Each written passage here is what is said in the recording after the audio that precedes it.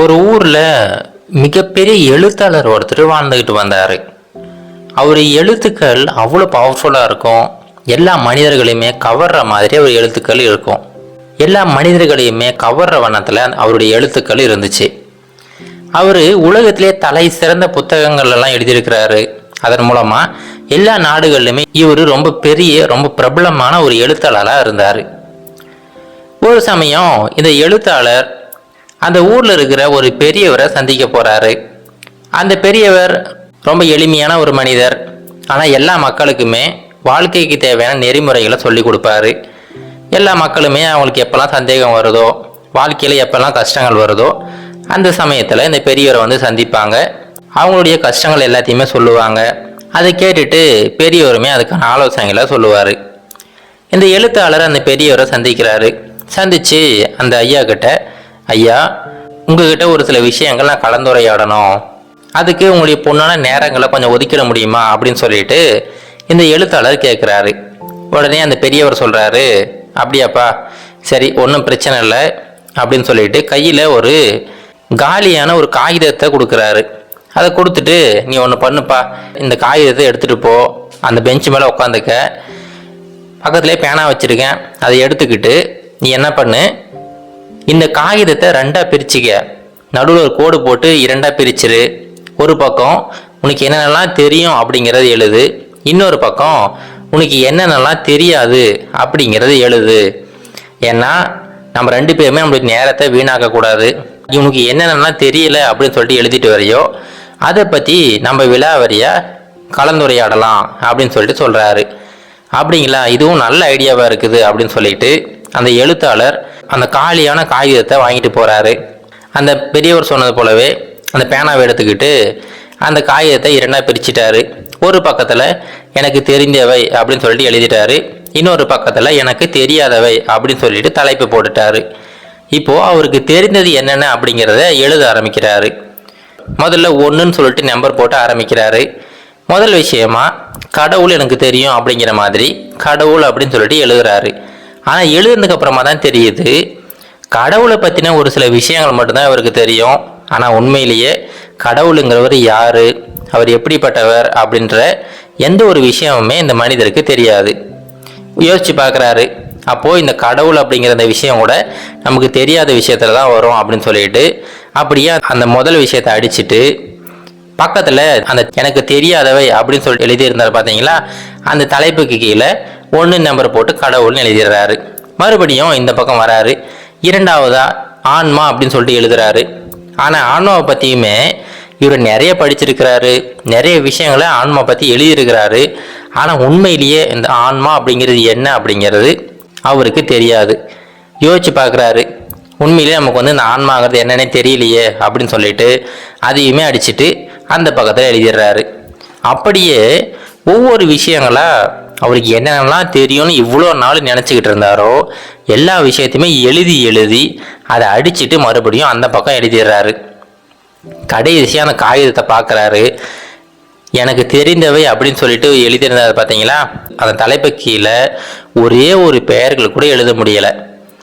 ஆனால் எனக்கு தெரியாதவை அப்படிங்கிற தலைப்பு கீழே நிறைய விஷயங்கள் எழுதி வச்சிருக்கிறாரு. அப்போ தான் அந்த மனிதருக்கு புரியுது, இது வரைக்கும் நான் வந்து எனக்கு என்னென்னலாம் தெரிஞ்சிச்சுன்னு நினச்சிக்கிட்டு இருந்தனோ அதை பற்றின முழு விவரம் எனக்கு தெரியாமல் இருந்திருக்கு. அந்த விஷயமே எனக்கு தெரியலையே, இதுவே தெரியாமல் நான் இவ்வளோ காலமாக ஒரு எழுத்தாளராக இருந்திருக்கேன், பலவிதமான புத்தகங்களை எழுதியிருக்கிறேன் அப்படின்னு சொல்லிட்டு அவர் மன வருத்தத்தோட அந்த பெரியவர்கிட்ட போய் அந்த காகிதத்தை கொடுக்குறாரு. கொடுத்துட்டு, ஐயா, இங்கே வர்றதுக்கு முன்னாடி என் மனசுக்குள்ளார எனக்கு எல்லாமே தெரியும் அப்படிங்கிற மாதிரி ஒரு எண்ணம் இருந்துச்சு. ஒருவேளை எனக்கு தெரியாத விஷயங்கள் கொஞ்சம் தான் இருக்கும் அப்படின்னு நினச்சிக்கிட்டு தான் உங்களை பார்க்குறதுக்காக வந்தேன். ஆனால் எப்போ நீங்கள் இந்த காகிதத்தை என் கையில் கொடுத்து எழுத சொன்னீங்களோ அப்பையிலிருந்து உண்மையிலேயே எனக்கு என்னதான் தெரியும் அப்படிங்கிறது எனக்கு புரிஞ்சிடுச்சு. இவ்வளோ நாள் நான் வந்து எத்தனையோ புத்தகங்கள் எழுதியிருக்கேன், எவ்வளோ பாராட்டுகள் பெற்றிருக்கேன், ஆனால் எனக்கு எந்த விஷயமே தெரியல அப்படிங்கிறத எனக்கு இப்போ தான் நீங்கள் வந்து உணர்த்திருக்கீங்க அப்படின்னு சொல்லிட்டு சொல்கிறாரு.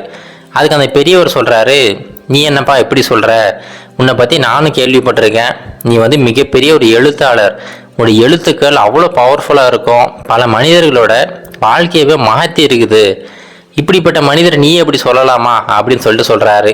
அதுக்கு அந்த எழுத்தாளர் சொல்கிறாரு, அட நீங்கள் வேறங்கய்யா, இவ்வளோ நாள் நான் நினச்சிக்கிட்டு இருந்தேன் நான் வந்து அந்த புத்தகங்களை ரொம்ப அருமையாக வடிவமைச்சிருக்கேன் அப்படின்னு சொல்லிட்டு.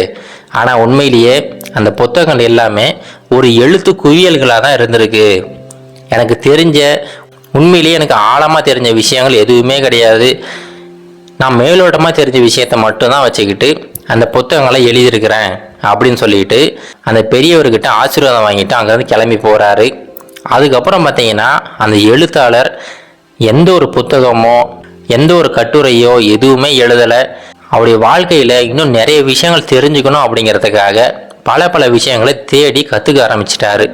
இது போல தாங்க நம்மளுடைய வாழ்க்கையிலுமே உண்மையிலே நமக்கு என்ன தெரியும் என்ன தெரியாது அப்படிங்கிறத சரியாக வரையறை செஞ்சிட்டோம்னா அன்னையிலிருந்து தான் உண்மையான கற்றல் அப்படிங்கிறதே ஆரம்பமாகுது.